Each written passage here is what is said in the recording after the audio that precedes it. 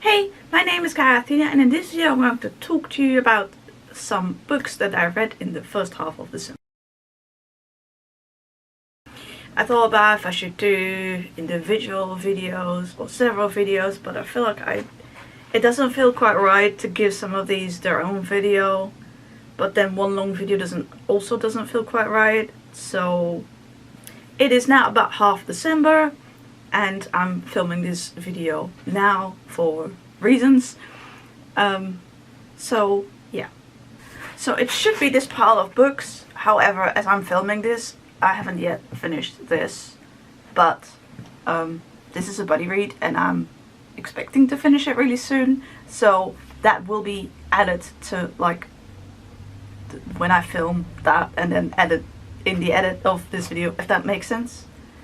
Anyway, timestamps will be in the description down below, so if you're only interested in one specific book, yeah. The first book is Strawberry Shortcake Murder by Joanne Fluke. This is book 2 in the Hannah Swensen series. I read this together with my friend Sarah.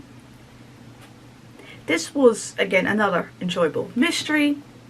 Hannah Swensen owns a bakery called the Cookie Jar. Somebody gets murdered. Yeah, I would recommend watch the video I did on the first book in this series, because my friend Sarah and I are planning to read one book in this series each month, and well, I don't know if it's worth it me reiterating that synopsis every month, but yeah, in this one there is a competition, dessert bake-off, and this time that is held in the town where Hannah lives. I forget the name. Lake Eden. And Hannah is one of the judges. Yeah, I don't want to give too much away because some of the characters in the first book come back in this book, and some of the storylines as well, so yeah. But yeah, I found this another enjoyable mystery. I rated it 9 out of 10. Again, a bit of fat phobia in this book, like I said with the first book. Given how old this book is, there is that. This one is from 2001, but I just want to put that out there.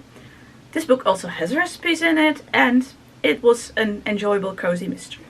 The next book is called The Book of Two Ways by Jodi Picoult. I really like this author. I have read most of her books, not all of them. They are up there somewhere, and as you can see, I have new lights. Well, new lights, I didn't have old lights. I have lights. I will, I guess at some point, take some more footage of that more properly, but that's for another time. Oh, we're in the right position again. And I found myself in the mood to read this book. This is her, not her newest release, because that one isn't out yet in paperback, but this is the release before that came out in paperback, in medium-sized paperback. I think in August I was able to get this copy when the pre-order came out, and so I read it now. This book is, usually Jodi's books are written from multiple points of view. This book doesn't have that. Well, here is the synopsis. I also really like this cover. This book is about Dawn, and nowadays she is a death doula. I hope I'm pronouncing that properly.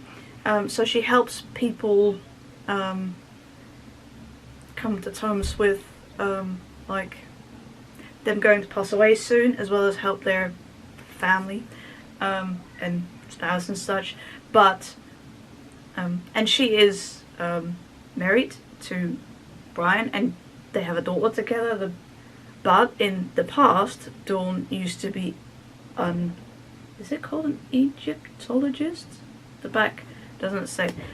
So she wanted to be an archaeologist in Egypt, and well, something happened, and so the premise of this book that there's a Dawn is in a plane crash. That's in the beginning of the book, and So trigger warnings for a plane crash, death, cancer. Yeah, so she is in a plane crash. She lives, but not everyone does in the plane. And this gets her to think, having such a close brush with that herself, if she is really leading the life that she, yeah. I'm not explaining this very well.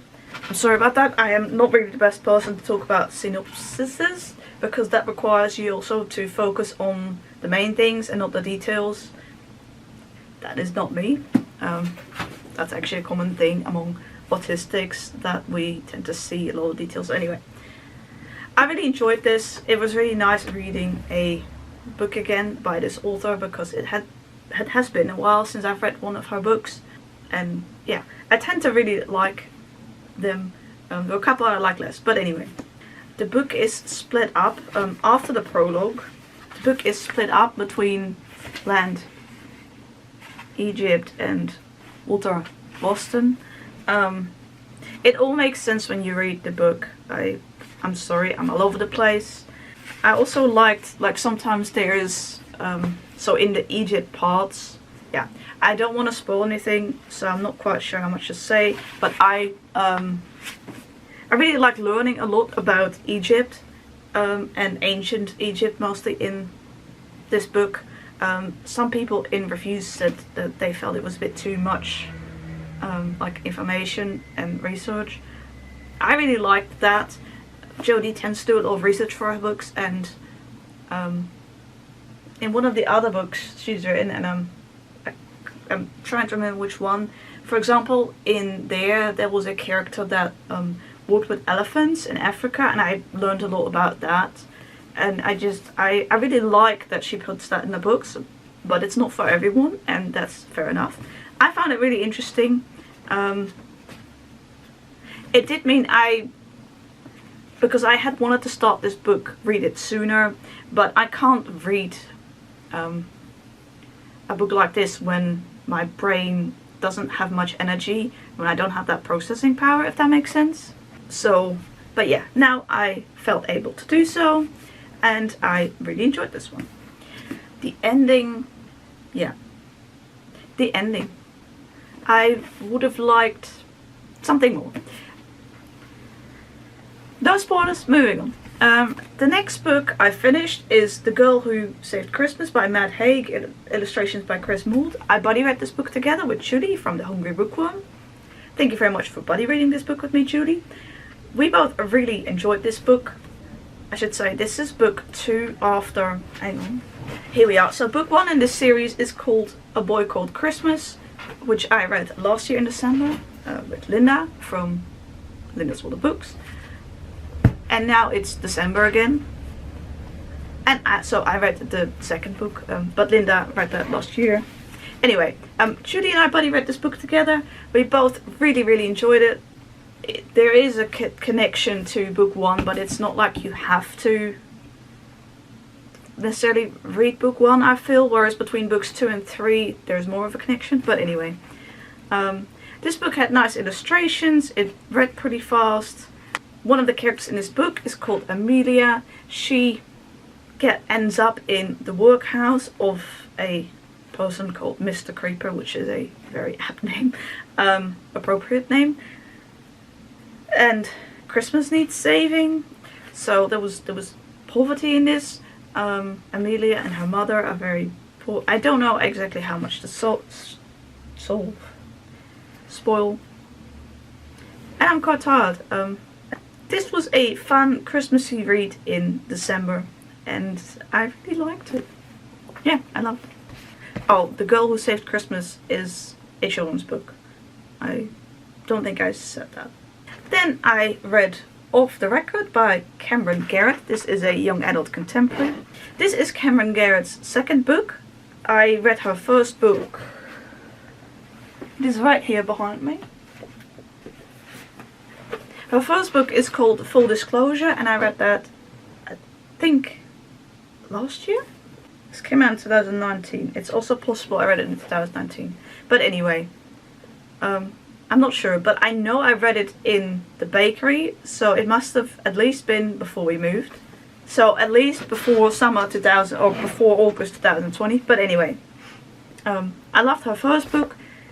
So Off the Record is her second book. They're not related to each other. They're both novels, standalones. But that was the reason I bought this book, because I loved the author's first book. I really liked this one as well. I loved it. I'm not being very eloquent at all today. When am I ever? No, really, I'm just not usually that eloquent when I talk. I am more eloquent when I type a text or write something and I have enough time to think about that. If I type a document or an email. Anyway, this book is about Josie. She is a journalist. She's 17. She wins a writing competition, and because of that she gets to go on tour with this film crew that has of a film that's just come out. And well, here's the synopsis. I don't know if you can see it all that well. Again, I don't know how much to say, but I really enjoyed this. This was a great read for me. Discussed some important themes. There is the main character, Miss Josie, is bisexual. I also enjoyed reading about her family, so we get to know in particular one of her sisters well.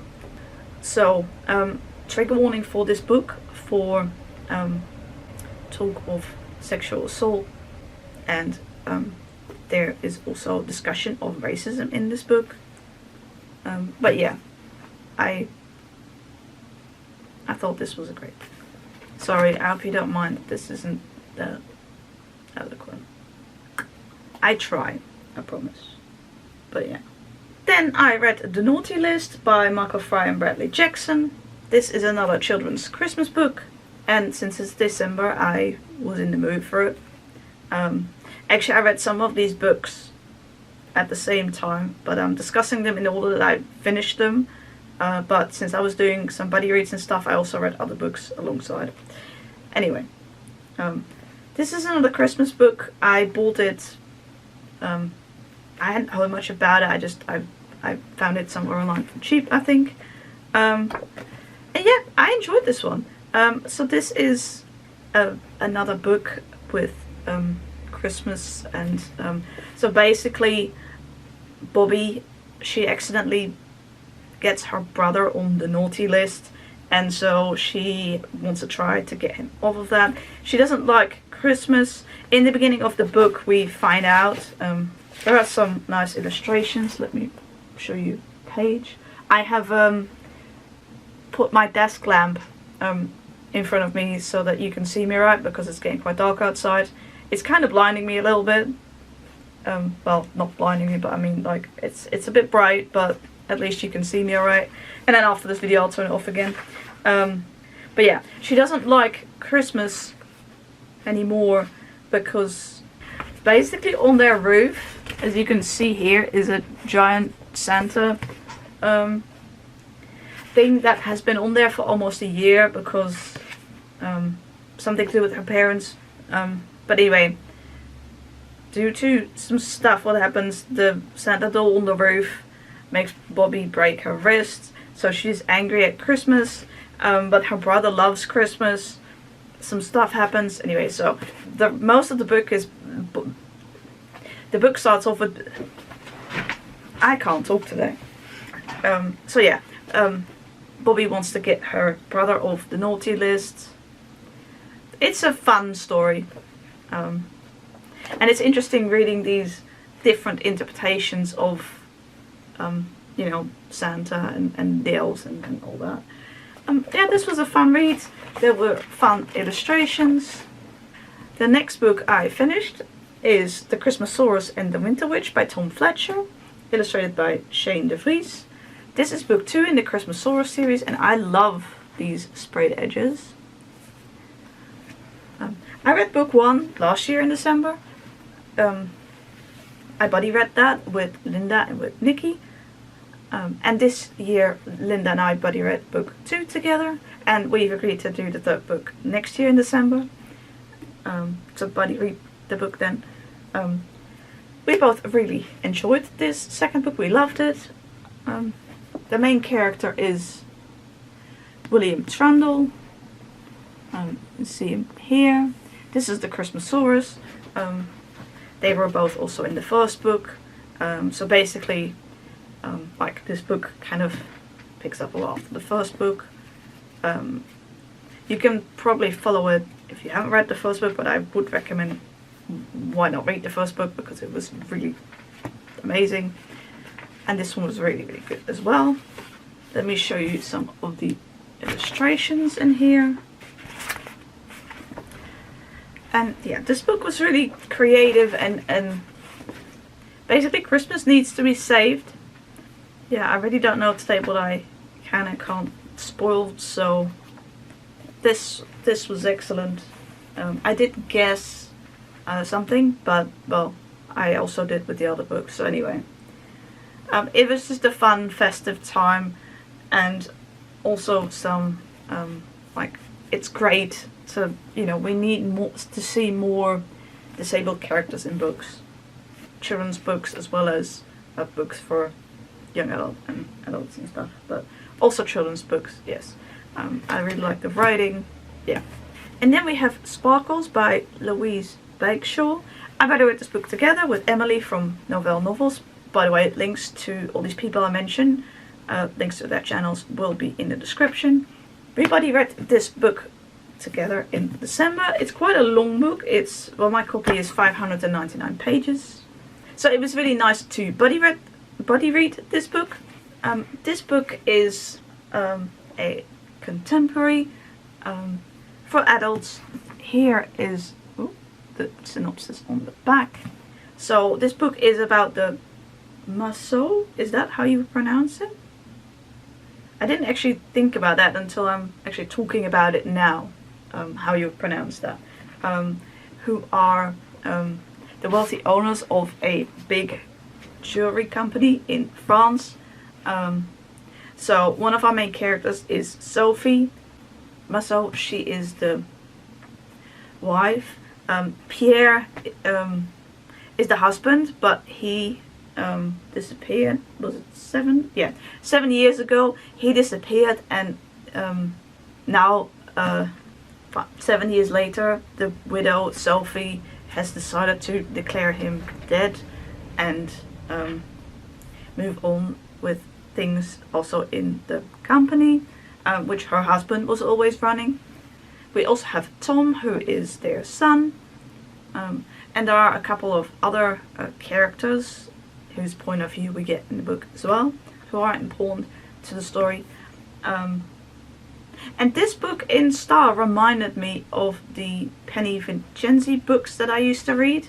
I haven't read one of her books in some time now, but I read quite a few of them way before I joined BookTube. This book reminded me of that in ways.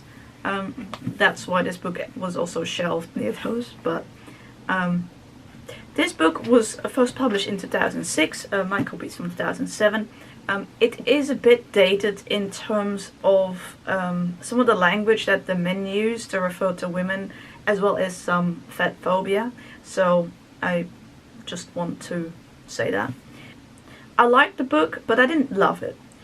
I feel like for such a big book it could have been a bit shorter, and it felt like it took quite a while before we got to more of like the Pierre mystery, let me call it that way. And before that it's about Sophie and the company and Thomas, her son, and Jodi, and it was enjoyable, but I also wanted some answers, if that makes sense, which we did get in the end. I liked the ending. The ending bumped up the rating a bit. It is dated though. That let down the rating. Hugh is also a main character that whose point of view we read. We read the point of view of a couple of other characters as well. But yeah. I found it interesting to read about this jewelry business and some things involved with that, and like, for example, sometimes people's clothes and jewelry was described, which that's some of the aspects that reminds me of a Penny Vincenzi book. It's also because it's the same publisher and they use the same font, so that's also why it reminded me of that as well. But it's its own story, and you know, Sparkles is an appropriate title. I will say, so Sophie was the character I liked best, and several other of these characters that we follow, they are not nice characters. And you're not, Emily and I thought this was intentional. You're not supposed to like them. They're supposed to be like villains towards Sophie, which makes sense. I'm just, so I enjoyed her point of view the best, I guess. She was a great character. We really liked her. But yeah, sometimes some of the other characters, they were not so great to read from. But I think that was the intention. Like, you're not supposed to cheer them on, sort of thing, because they're doing bad stuff, that kind of thing. Yeah. So yeah, in the end, I rated this 7 out of 10 or 3.5 stars. I enjoyed buddy reading this, but yeah, some pros and cons. I'm glad we finally got some answers. I like the ending. Then we have Father Christmas and Me by Matt Haig, with illustrations by Chris Mould. This is book 3 in the Christmas series. And I'm buddy reading this with Jodi from the Hungry Bookworm. I should finish this book relatively soon, and then I will put a piece in here, if I remember to record it, where I talk about this book. Apologies for the different angle, but I've just finished Father Christmas and Me by Matt Haig, with illustrations by Chris Mould. This was a buddy read with Jodi from Hungry Bookworm. This was a fun read. I didn't like it as much as the first 2 books, but I enjoyed it. Also, giving the synopsis of this, goes into a little bit of what happens in book 2, so I guess I won't, but there's a theme in here of being different and secrets, and yeah, I enjoyed it. Didn't love it, but I liked it. The illustrations were nice again. I'll show a few of them. One difference is that this book is written from a first person point of view, whereas I think, well, at least the second book was written in third person. I can't remember about the first book because that's been a while, so like I can't be quite sure of what. I thought it was written in third person, but I could completely be wrong, so I don't know. But anyway, this was a nice read. Thank you, Jodi, for buddy reading it with me. Thank you very much for watching this video, and I hope to see you again in my next one. Bye!